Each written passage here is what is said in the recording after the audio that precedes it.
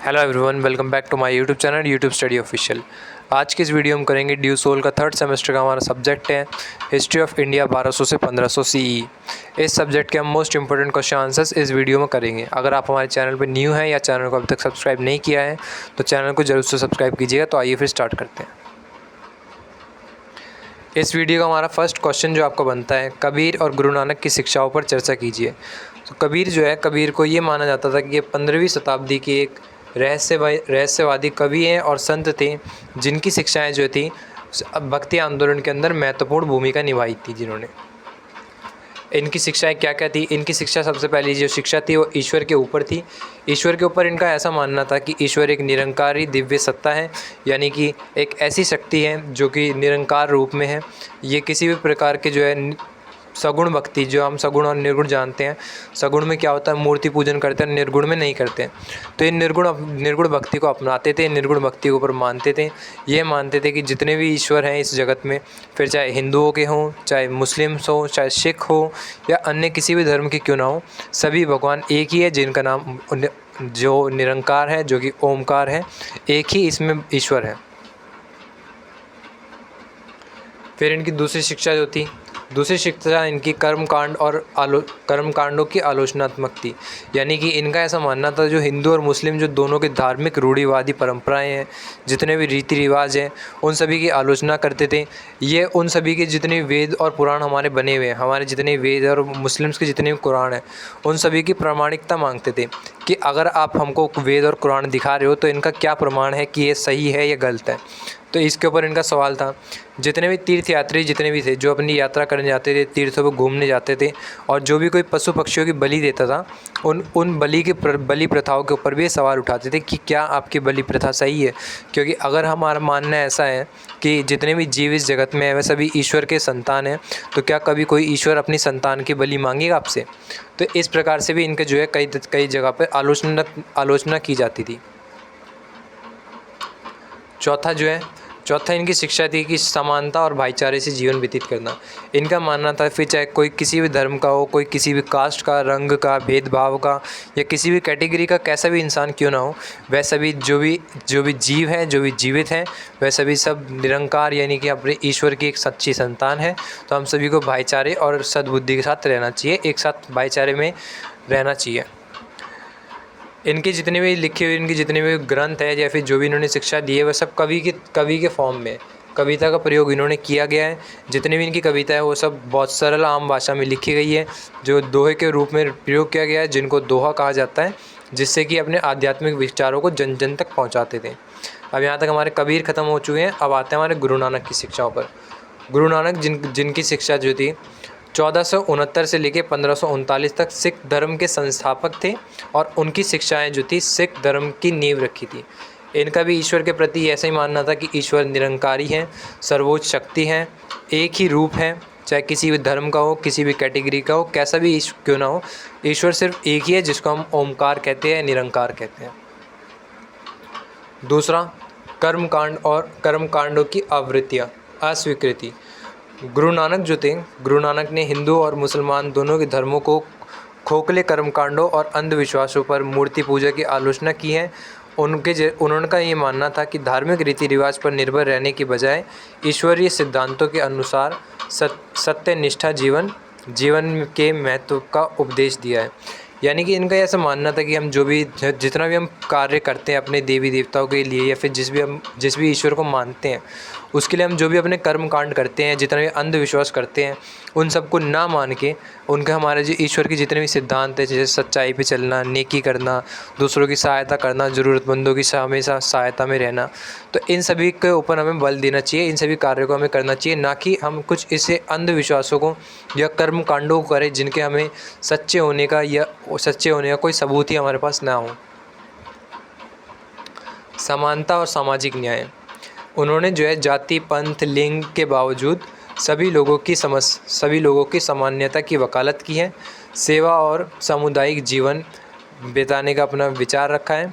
और यही ऐसे एक संत थे जिनकी वजह से अभी भी टाइम में अगर हम किसी भी गुरुद्वारे में चले जाओ, कैसा भी गुरुद्वारा हो, छोटा हो बड़ा हो, या गांव में हो, शहर में हो, रोड के किनारे हो, कहीं पर भी गुरुद्वारा हो, आप गुरुद्वारे में जाओगे 24 घंटे आपको लंगर मिलेगा।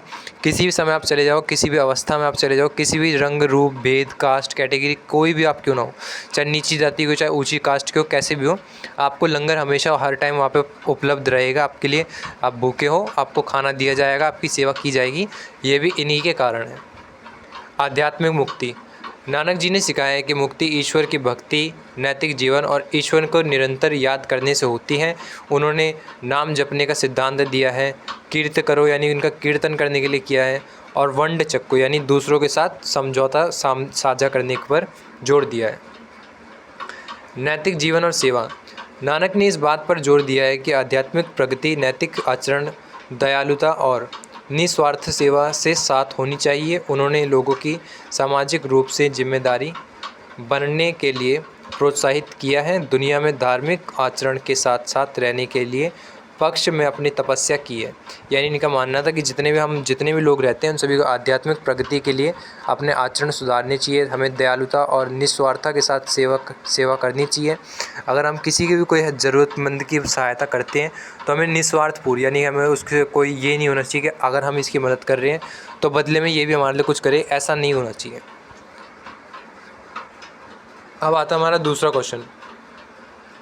दूसरा क्वेश्चन क्या है? हमारा दूसरा क्वेश्चन आता है दिल्ली सल्तनत के इतिहास के निर्माण के लिए विभिन्न प्रकार के स्रोतों का सर्वेक्षण कीजिए। दिल्ली सल्तनत जिसको आप जानते होंगे कि 1206 से लेके 1526 ईस्वी तक का काल था, जिसको दिल्ली सल्तनत का काल कहा जाता है। कि इतिहास का निर्माण करने के लिए विधि स्रोतों की आवश्यकता होती है, क्योंकि कोई भी एक प्रकार का अभिलेख संपूर्ण चित्रण प्रदान नहीं करता है। सबसे पहले इसके अंदर अगर हम देखें तो इसके अंदर सबसे पहले आपसे मांगता है क्या कि साहित्यिक स्रोत अब क्या है? दरबारिक इतिहास, मान्य इसमें आता है मिनहाज ए सिराज द्वारा तबकात ए नासिरी, इल्तुतमिश और बलबन सहित प्रारंभिक सुल्तानों के इतिहास, जियाउद्दीन बरनी की तारीख ए फिरोजशाही, खिलजी और तुगलक राजवंशों के शासनकाल को कवर करती है। यानी कि यहाँ पर कुछ लेखक के नाम दिए और कुछ कवि के नाम दिए। जैसे कि अगर हम अभी देख के चलें, अगर अभी हम देखते हैं ये रहिए मिनहाज स्वराज, इसके द्वारा जो लिखी गई है वो क्या है? तबकात नासिरी। ये इल्तुतमिश और बलबन सहित प्रारंभिक सुल्तानों का इतिहास है। फिर उसके बाद क्या है? जियाउद्दीन बरनी की तारीख ए फिरोजशाही, ये क्या है? ये खिलजी और तुगलक राजवंशों के जो जितने भी शासनकाल है उनके बारे में बताती है। फिर आता है सुल्तान फिरोज शाह तुगलक द्वारा फुतूहात ए फिरोजशाही, उनकी उपलब्धियाँ केंद्रित। अब इनकी आती है आत्मकथाएँ और संस्मरण। अमीर खुसरो द्वारा तुगलकनामा गयासुद्दीन तुगलक के शासनकाल का एक काव्यात्मक विवरण है। नूब सिपहिर सहित खुसरो के अन्य रचनाएं विभिन्न सुल्तानों के अधीन जीवन के बारे में एक जानकारी प्रदान करती है। यानी जो अमीर खुसरो के द्वारा एक तुगलकनामा लिखी गई है, जो कि गयासुद्दीन तुगलक के शासनकाल की एक कविता के रूप में इन्होंने वर्णन किया गया है, कविता के रूप में अपनी कथा लिखी है, जिसके द्वारा इनके शासनकाल से जुड़ी जितनी भी जानकारी है इन्होंने अपनी उस पुस्तक में दी है। किसमें? इनका जो अमीर खुसरो द्वारा लिखी गई तुगलकनामा किसके लिए है? गयासुद्दीन तुगलक के बारे में। अब आता हमारा यात्रा वृतांत। यात्रा वृतांत क्या होता है? जो भी हम बाहर से यात्रा जितने भी करने आते हैं, यात्री जो भी होते हैं, किसी भी देश में किसी भी राज्य में जाते हैं, वहाँ के बारे में अपनी पुस्तकों के अंदर जो भी वर्णित करते हैं उसको हम यात्रा वृतांत कहते हैं। इब्न बतूता, अगर आपने सुना होगा विजयनगर एम्पायर में भी अगर आपने पढ़ा हो कि 12वीं शताब्दी में विजयनगर में इब्न बतूता जैसे कुछ और फ़ारसी दूत भी थे जो कि हमारे यहाँ पे पर्यटन के लिए हमेशा आते रहते थे, यात्रा करते रहते थे। तो इसमें से एक ख़ास जो नाम है इब्न बतूता है। इसके द्वारा एक लिखी गई रिहला पुस्तक का नाम है, जो कि मोहम्मद बिन तुगलक के शासनकाल के जीवन पर विवरण करती है। मार्को पोलो और फ़ारसी राजदूतों के विवरण व्यापार और कूटनीति पर दृष्टिकोण प्रदान करती है। अब आते पुरालेख श्लोक यानी कि शिलालेख। अरबी और फ़ारसी में शिलालेख शासकों प्रसारना और धार्मिक बंदोबस्त के बारे में बहुमूल्य जानकारी प्रदान करते हैं। अरबी और जो फ़ारसी जितने भी शिलालेख हैं, शिलालेख क्या होता है, एक पत्थर होता है, पत्थर के ऊपर जो कि उकेर के लिखा गया होता है। मान लीजिए आपका यहाँ पे ये पत्थर है, ये कोई पत्थर है, इस पर छेनी हथौड़े से किसी भी नुकीली धारदार चीज़ से इस पर उकेर के कुछ लिखा जाता है, उसको हम शिलालेख कहते हैं। इसके बाद आता है कुतुब मीनार शिलालेख। पहला शिलालेख हमारा आ गया। कुतुब मीनार जो है कुतुबुद्दीन ऐबक जैसे शुरुआती शासकों की उपलब्धियों का दस्तावेजीकरण करते हैं। मकबरे और मस्जिद शिलालेख शासकों की तिथियों, उपाधियों और वंशावली प्रदान करते हैं। मस्जिद और मदरसों में शिलालेख धार्मिक वास्तुकला में राज्य संरक्षण को प्रकट करते हैं। अब इसमें आता पुरातात्विक साक्ष्य। पुरातात्विक साक्ष्य क्या है? दिल्ली में फिरोजाबाद और सिरी जैसे शहरों में खुदाई से मस्जिद, महल, जल संरचनाएं और किलेबंदी जैसी संरचनाएं सामने आई हैं। कुतुब परिसर हिंदू से इस्लामी वास्तुकला में परिवर्तन के बारे में वास्तुशिल्प अंतर्दृष्टि प्रदान करते हैं।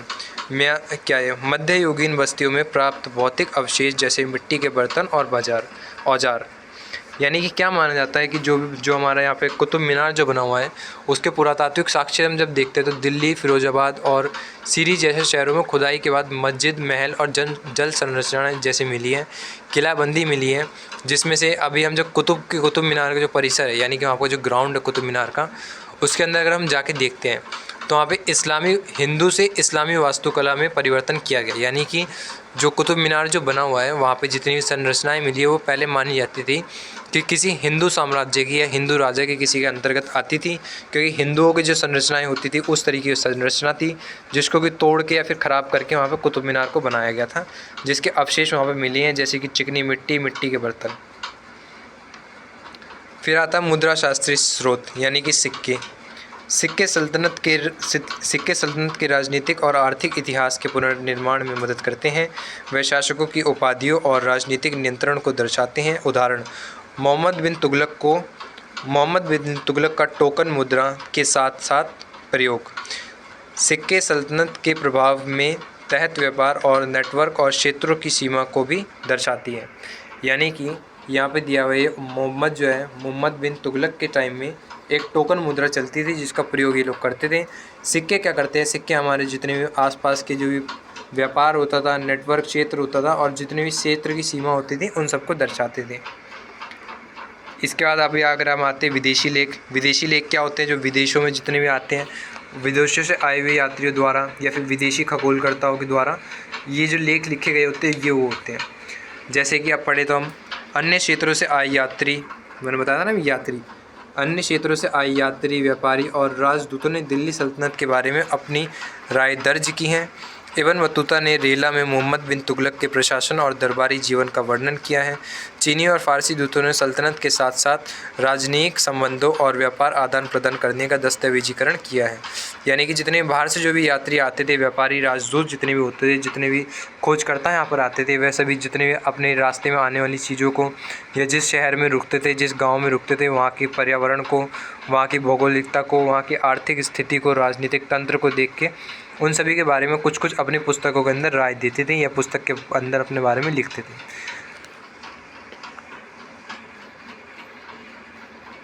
अब आता सूफ़ी और भक्ति साहित्य। सूफ़ी साहित्य और भक्ति साहित्य ये सामाजिक और सांस्कृतिक अंतर्दृष्टि प्रदान करते हैं जो दरबारी इतिहास में शामिल नहीं होते थे।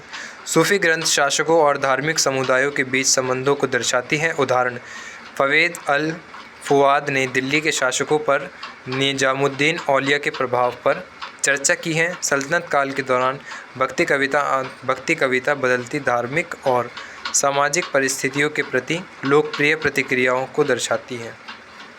यानी कि जो ये है भक्ति, सूफ़ी और भक्ति महत्व जितना भी है, ये क्या करती है? शासकों के बीच में और धार्मिक समुदायों के बीच में एक अपना अंतर और बीच में संबंध दर्शाती है कि किस तरीके से यहाँ पे व्यवहार है, किस तरीके के संबंध यहाँ पे बने हुए हैं। ये क्या करते हैं? अब जैसे अभी मान लीजिए किसी राजा ने कोई अपना शिलालेख लिखवाया, तो जो वो लिखवाएगा, या फिर कोई हम पढ़ते हैं कि प्रशस्ति जो राजा की प्रशंसा में लिखी हुई होती है, तो राजा के हिसाब से लिखी आएगी। क्योंकि प्रशस्ति अगर लिख रहे हैं, राजा की प्रशंसा कर रहे हैं, तो उसमें उसके बारे में कुछ नकारात्मक थोड़ी लिखेंगे। और अगर राजा अपने बारे में लिखवा रहा है तो उसमें अपने बारे में नकारात्मक वो बताएगा ही नहीं कुछ। तो इसलिए क्या करते थे जो सूफ़ी और जो भक्ति परंपरा वाले लोग जितने भी होते थे, ये कुछ अपनी तरफ से लिखते थे, जो कि अपनी तरफ से उसके बारे में बताते थे कि यहाँ पे किस तरीके से क्या क्या चलता है। ये हो गया। अब हमारा आता है क्वेश्चन नंबर 3 कि कुतुब परिसर की विशेषताएं। क्या क्वेश्चन बनता है हमारा? कुतुब परिसर की विशेषताएं। कुतुब परिसर की विशेषता, आप सबसे पहले इसकी ऊंचाई देखते हैं। कुतुब मीनार की 73 मीटर की ऊंचाई है, जो इस दुनिया की सबसे ऊंची ईंट की मीनार है। यानी कि ये माना जाता है कि ईंटों से बनी हुई कोई बिल्डिंग ही नहीं है इतनी बड़ी जितनी की ये है। 73 मीटर इसकी ऊंचाई है। सामग्री इसको बनाने में क्या क्या लगी है? निचली मंजिल के लिए लाल बलुआ पत्थर, शीर्ष 2 के लिए संगमरमर और बलुआ पत्थर। यानी कि जो सबसे नीचे के जितने भी वो है उसके लिए लाल बालू वाले पत्थर लगे हुए हैं, और जो टॉप के जो 2 फ्लोर है उनके ऊपर संगमरमर और बलुआ पत्थर लगाए गए हैं। संरचना, इसमें 5 मंजिलें हैं, जिसमें से प्रत्येक में एक उभरी हुई बालकनी है। यानी कि 5 मंजिल इसमें बनी हुई है, जिसके साथ एक बालकनी बनी हुई है। शिलालेख, अरबी और नागरी लिपि से नक्काशी शासकों की प्रशंसा करती है और मरम्मत का दस्तावेजीकरण करती है। निर्माण, इसका निर्माण किसने करा था? कुतुबुद्दीन ऐबक ने किया था। कब किया था? 1200 ईस्वी में। 1200 ईस्वी द्वारा इसका निर्माण शुरू किया गया था। उसके बाद इसके उत्तराधिकारी इल्तुतमिश द्वारा इसको पूरा किया गया था। इसको क्षति कब पहुंची थी? शीर्ष को क्षतिग्रस्त किया गया और फिरोज शाह तुगलक जैसे बाद के शासकों द्वारा कई बार मरम्मत की गई। यानी कि जब इसके जो क्षति पहुंची, जो टॉप का इसका जो फ्लोर था जिसको तोड़ दिया गया है, अभी के टाइम में हम देखें तो वो भी टूटा हुआ है। कुतुब मीनार की जो टॉप फ्लोर जो है उसको तोड़ दिया गया था, जिसके बाद जो है इसको फिरोज शाह तुगलक और उसके बाद के जितने भी शासक हैं उन सभी के द्वारा इसमें कई बार मरम्मत भी की गई है। अब आता है इसके अंदर टॉपिक एक और, कुव्वत उल इस्लाम मस्जिद। ये एक मस्जिद है जिसका नाम का अर्थ है इस्लाम की ताकत। इसका महत्व क्या था? इस समय में ये माना जाता था कि यह मुस्लिम शासन शुरू होने के बाद दिल्ली में बनी पहली मस्जिद थी। निर्माण सामग्री, 27 हिंदू और जैन मंदिरों से ली गई सामग्रियों से निर्मित। यही वजह है कि मस्जिद में इस्लामी और भारतीय रूपांकनों का मिश्रण है। यानी कि अगर आप कभी भी इस मस्जिद में अगर हम जाते हैं या फिर कोई भी जाएगा तो इस मस्जिद में आप देखोगे कि कई प्रकार के देवी देवताओं के या फिर कि हमारे जितने भी रीति रिवाज हैं, जितने पशु पक्षी जितने भी हैं, उन सभी के कहीं ना कहीं चित्रण या फिर किसी न किसी प्रकार के हमारी निष्ठा वो होती थी या जितने हम कर्म कांड करते थे उन सभी की प्रतिलिपि आपको उनके ऊपर लिखी हुई या उकेरी हुई मिलेगी। क्यों? क्योंकि हमारे 27 से ज़्यादा हिंदू और जैन मंदिरों को तोड़ के उनकी सामग्रियों को चोरी करके उनसे इस मस्जिद को बनाया गया था। फिर आता लोह स्तंभ। कुतुब मीनार में ही एक लोहे का स्तंभ है जिसको माना जाता है कि 1600 वर्षों से अधिक पुराना है, जो कि 7.2 मीटर लंबा है और 6 टन वजनी है। अगर आपने अभी कभी सुना भी होगा तो ऐसा भी माना जाता है कि ये जो कुतुब मीनार में लोहे का स्तंभ है, ये इतना साल पुराना होने के बावजूद इसमें आज तक कभी जंग नहीं लगा है।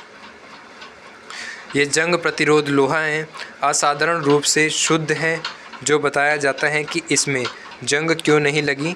शिलालेख, राजा चंद्रगुप्त द्वितीय 4वीं शताब्दी ईस्वी की उपलब्धियों की प्रशंसा की गई है। अलाउद्दीन खिलजी का मदरसा और मकबरा। इसमें पहले पढ़ते हैं मदरसा। मदरसा क्या होता है? विद्यालय होता है। खिलजी के शासन में 13वीं शताब्दी के दौरान इस्लामी शिक्षा का केंद्र था। और फिर आता मकबरा। खिलजी जो थे दिल्ली सल्तनत के एकमात्र शासक थे जिसके द्वारा इस मदरसे में दफनाया गया था। उसका मकबरा साधारण था लेकिन ऐतिहासिक रूप से महत्वपूर्ण था। वास्तुकला, मदरसों में इंडो इस्लामिक वास्तुकला के शुरुआती उदाहरण दिखाई देते हैं।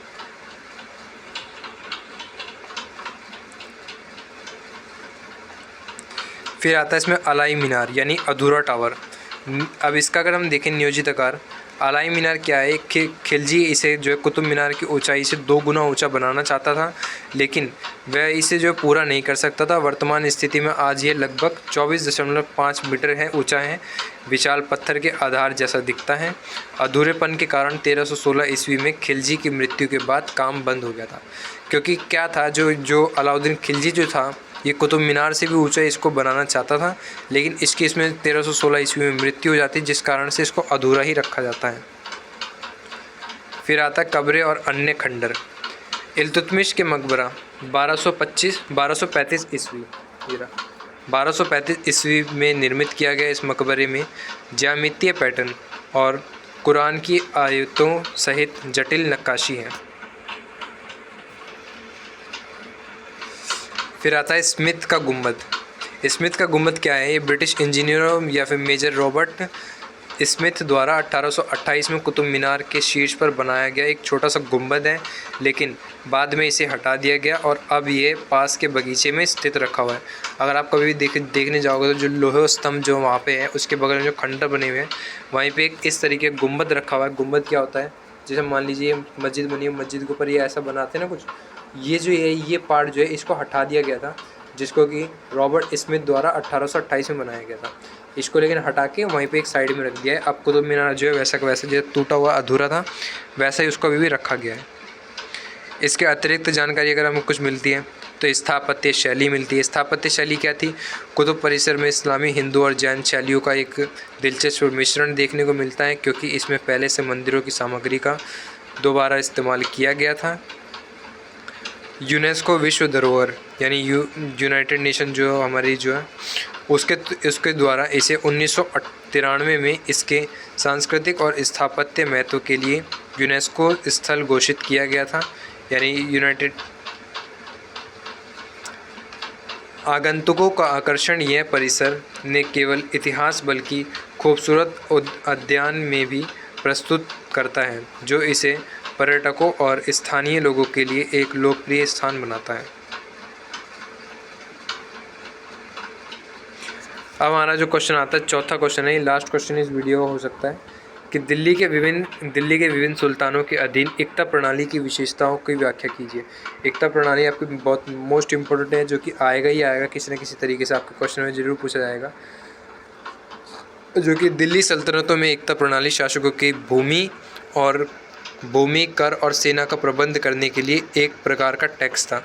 यानी कि क्या करते थे, इसमें मैं अगर आपको छोटा सा एक ब्रीफिंग दूँ, ये मान लीजिए आपकी ए और बी, ये राजा के पास कार्य करने वाली सेना है, ये उसके पास ज़मींदार है और कोई तीसरा कोई एक और अपने पास अधिकारी रख रखा है। तो इन तीनों को क्या करता था, ये जो है उस समय में जो दिल्ली सल्तनत में जब राज चलता था, जब क्या करते थे, सैलरी नहीं दी जाती, इस सैलरी की जगह पे क्या दिया जाता था, एक ज़मीन का टुकड़ा, जिसको कि क्या बोलते थे, इक्ता बोलते थे। इक्ता ज़मीन का टुकड़ा होता था। अब अपना पढ़ते क्या होता है, इक्ता क्या है। इक्ता क्या है? इक्ता यह भूमि का एक टुकड़ा होता है, जो क्षेत्र होता था जो सुल्तान के प्रति उनकी सेवा के बदले में अमीरों, अधिकारियों या सैनिकों, जिन्हें इक्तादार कहा जाता था, को दिया जाता है। यानी जो भी इनके पास जितने काम करने वाले होते थे या अधिकारी होते थे, जो भी अमीर और सैनिक होते थे, उन सभी को ये जो है सेवा के बदले में तनख्वाह के तौर पे दिया जाता था। यह कैसे काम करता था? इक्तादार देश के लोगों में से कर वसूलते थे। इस कर के पैसे से वह अपने सैनिकों को वेतन देते थे। वह अपने खर्च के लिए कुछ पैसे रखते थे, बचा हुआ पैसा सुल्तान के खजाने में भेज दिया करते थे। यानी कि क्या होता था, अगर आपने यहाँ पे सनसेट लॉ अगर शायद कुछ पढ़ा होगा, सनसेट लॉ क्या होता था कि अब इन्होंने एक समय सीमा तय करी हुई थी कि निश्चित दिन, निश्चित तारीख के समय में अगर सूर्यास्त से पहले पहले अगर कोई हमको अपना ज़मीन का कर या टैक्स नहीं चुकाता है, तो उसकी जो भी वो ज़मीनें थी वो छिन जाती थी। तो ऐसे में क्या होता था, इस जो ये है एकता प्रणाली क्या है, एकता प्रणाली में इसी प्रकार से एक ज़मींदार या जागीरदार खड़ा कर दिया जाता है, जो कि है गांव के अंदर जाकर के व्यापारियों से, किसानों से, शिल्पकारों से, बढ़इयों से या अन्य किसी से जो है कर वसूलता था। उस कर को वसूल करने के बाद जो भी कर से पैसा आता था, उसमें कुछ प्रतिशत अपने पास रखता था, कुछ पैसे जो है किसान, जितने भी उसका सैनिक तो उनके जो है तनख्वाह देने के तौर पे यूज़ करता था, और बचे हुए शेष भाग को राजा के खजाने में जमा कर दिया करता था। इसका उद्देश्य क्या था? उद्देश्य था सुल्तान द्वारा सैनिकों की सौदे भुगतान किए बिना एक बड़ी सेना बनाए रखना और वफादार रईसों और अधिकारियों को ज़मीन देकर पुरस्कृत करते रहना। यानी कि इसमें क्या था, सुल्तान द्वारा जो भी सैनिक जितने भी रखे जाते थे, उन सभी को जो है ज़मीन का एक टुकड़ा दे देते थे, जिनको कि इनको फिर सैलरी नहीं देनी पड़ती थी, सैलरी के भुगतान से बच जाते थे, ज़मीन का टुकड़ा उनको दे देते थे। और जो भी वफादार रईस क्या होते हैं, जो जितने अधिकारी, जितने भी जागीरदार होते थे,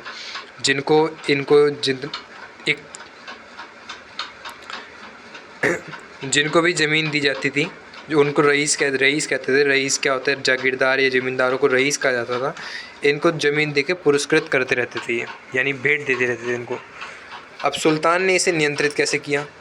सुल्तान ने यह सुनिश्चित किया कि एकता को स्थायी रूप से न दिया जाए। इक़्तिदारों को अक्सर नए क्षेत्रों में ले जाया जाता था ताकि वह बहुत शक्तिशाली ना बन जाए। अब इसको आप समझने वाली चीज़ यहाँ पे ये है, मान लीजिए कोई राजा है, राजा ने किसी इक़्तिदार को ही ज़मीन दे दी। अब ये इक़्तिदार यहाँ पे क्या कर रहा है? साल, 1.5 साल, 2 साल, 5 साल तक यहाँ पे रुका हुआ है। अब यहाँ पे वो रुका हुआ है तो यहाँ के जितने भी जागीरदार हैं, जितने भी किसान हैं, शिल्पकार हैं, गाँव के जितने भी लोग हैं, उन सभी से उसका कनेक्शन बन जाएगा, सभी उसको जानने लगेंगे। तो उन सभी के बीच वो क्या है, वो ताकतवर बनता चल जाएगा। तो इससे सुल्तान क्या करता था? सुल्तान को अपने ऊपर ऐसा लगता था कि अगर ये ज़्यादा ताकतवर हुआ तो हो सकता है किस दिन हमसे ही ये लड़ मरे। तो इसलिए क्या करते थे, ये बार बार इनको स्थानांतरण करते रहते थे। आज यहाँ है, यहाँ से यहाँ भेज देंगे, यहाँ से यहाँ भेज देंगे, जिससे कि उनकी जो इतनी जागीरदारी थी या जितने भी उनके पास आधिकारिक शक्तियाँ थी, वो उनका दुरुपयोग ना कर सकें या शक्तिशाली ना बन सकें। अब इसमें समस्याएं क्या थी? जब सुल्तान कमज़ोर हो गए तो इक़्तिदारों ने आदेशों का पालन करना बंद कर दिया और अपने क्षेत्रों में राजाओं की तरह काम करने लगे, जिसके परिणाम स्वरूप दिल्ली सल्तनत का पतन हो गया। ये दिल्ली सल्तनत का पतन यहाँ पे हो गया क्योंकि जब सुल्तान कमज़ोर हो गए तो इक़्तिदारों ने उनके आदेश नहीं माने राजाओं के, खुद अपने आप को राजा समझने लगे, राजा की तरह कार्य करने लगे, जिससे कि दिल्ली सल्तनत ख़त्म हो गई। तो यही वह कारण जब माना जाता था कि सुल्तान जो था इक़्तिदारों को बार बार एक जगह से दूसरी जगह स्थानांतरित करता रहता था, यानी कि उनकी जगह बार बार चेंज करता रहता था, उनको एक जगह से दूसरी जगह भेजता रहता था। अब आता है कुतुबुद्दीन ऐबक के अधीन 1206 से लेकर 1210 में आधारभूत चरण। ऐबक ने रईसों और सैनिकों के पुरस्कार के रूप में एकता प्रणाली की शुरुआत की। कोई केंद्रित नियंत्रण नहीं। शुरू में इक़्तिदारों को अपने क्षेत्रों में काफ़ी स्वायत्तता प्राप्त थी। राजवंश संग्रह इक़्तिदारों ने खुद को और अपनी सेनाओं को बनाए रखने के लिए भूमि राजस्व एकत्र किया।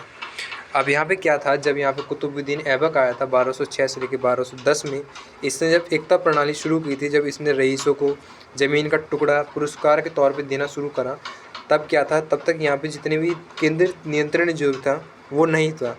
तो जिसके कारण क्या था, इक़्तिदारों को जो है बहुत ज़्यादा कठिनाई करनी पड़ती थी, जिससे कि क्या था, इनका यहाँ पे स्वायत्तता यानी कि इनको जो है अधिकार मिल चुका था अपना। एक तरीके से ये पूर्ण रूप से राजा की तरह वहाँ पे स्वतंत्र रूप से कार्य करते थे। और इन्होंने क्या करा था, धीरे धीरे अपनी सेनाओं को बनाए रखने के लिए वहाँ पे भूमि से जो इतना भी राजस्व आता था उसको इकट्ठा करना, एकत्रित करना शुरू कर दिया था। यानी ज़मीन के ऊपर टैक्स लगा के उसको इकट्ठा करने लग गए थे।